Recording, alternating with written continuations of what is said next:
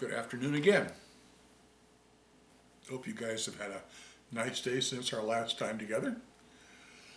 We are going to continue reading Way of the Warrior Kid, and at some point in time I'm going to add a few comments of my own. This is chapter 20, entitled Mark versus Goliath on the Mat. My whole world changed today. I went to jiu-jitsu class this afternoon. When I walked onto the mat, there was a new kid there. He looked about my age, maybe a year older, but he was much, much bigger than me. In fact, he was as big, if not bigger, than Kenny Williamson. Really big. Just like other days when new kids show up in class, the instructor pulled the new kid aside and taught him the basics of jiu-jitsu while we were warming up and during our basic drills for the day. The new kid's name was Jimmy. After warm-up, the instructor sat us down to go over some new moves. We spent some more time drilling those moves, and then finally it was time to roll. I did a round against the usual kids that train all the time. A round with Jeff, a round with Craig, a round with Andy, a round with Nora, and then Dean. Some of them beat me, and I beat some of them. It basically boils down to who has been training the longest or the most. The kid with the most experience will win. The whole time I was sparring with the other students, Jimmy was standing on the side watching. Then, after one of the rounds, the instructor said, "Mark, come over here and train with Jimmy, okay?" I walked over to Jimmy. Now that I was standing near him, I realized how absolutely huge he was. He was definitely bigger than Kenny Williamson. I held out my hand. Jimmy grabbed my hand and squeezed.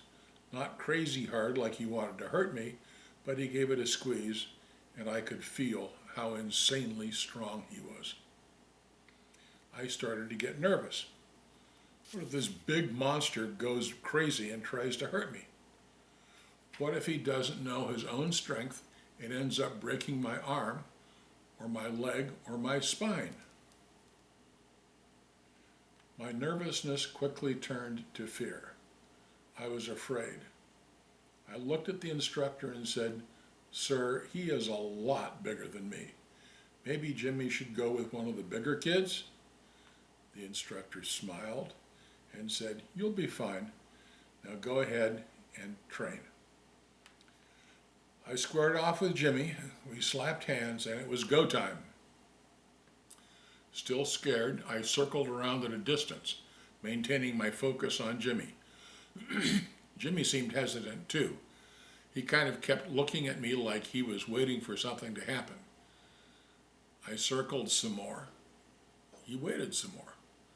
I circled around him even more, and he kept waiting. Then I realized something. The reason Jimmy was waiting was because he had no idea what to do. He knew nothing. Not a single or double leg takedown, no arm locks, no chokes, nothing. He had no idea how to fight.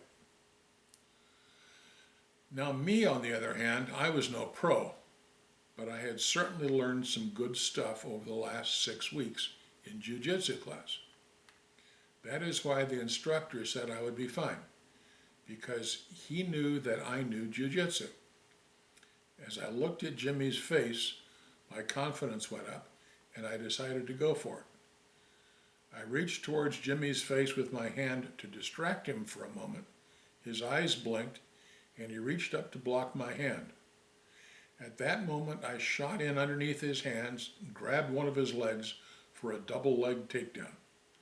Almost instantly, I had my hands wrapped around both his legs. I squeezed them together as I pushed him back and to the side with my head. Unable to step back and regain his balance because my arms were around his legs, he began to fall down. He hit the mat and I immediately got control of him and held him down. He pushed hard against me, but it didn't matter. Even though he was bigger and stronger than I was, it didn't matter. He didn't know any technique, and in jiu-jitsu, technique triumphs over size and strength every time. The next thing I did was move into the mount position, and as soon as I did that, Jimmy began to get wild. He bucked his hips and thrashed from side to side, and finally pushed his arm straight up into my chest to try to get me off him. This is the thing people do when they don't know jiu-jitsu, and that's why we drilled it hundreds of times when someone tries to push you off. They leave their arms wide open to getting arm locked, and that is exactly what I did in a flash. I spun around, threw my leg over his head, and sat back with his arm under my control. Once I had his arm extended, I squeezed my legs together and slowly raised my hips to apply the tension, and almost instantly, Jimmy tapped out. That was it. I had just tapped out a kid bigger than Kenny Williamson. I almost couldn't believe it. I looked at my instructor, who had been watching, and he smiled and nodded at me. Then he gave me a stern look. The stern look was to remind me to stay humble in defeat or victory and to show good sportsmanship and honorable behavior. I got to my feet, then reached down to Jimmy to help him stand up. I said, "Good job. You are really strong." He looked disappointed and surprised and said, "Well, it didn't even matter. You are really good at this stuff." Stay humble, I thought to myself as I said. It's just that I've been training longer than you. Don't worry, it's easy to learn, and you'll pick it up fast as long as you keep training.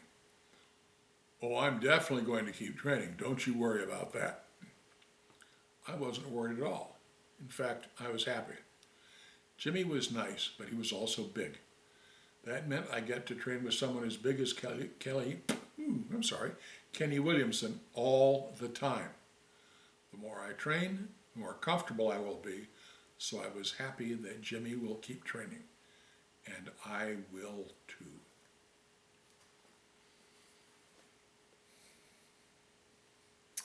We used to say in the Navy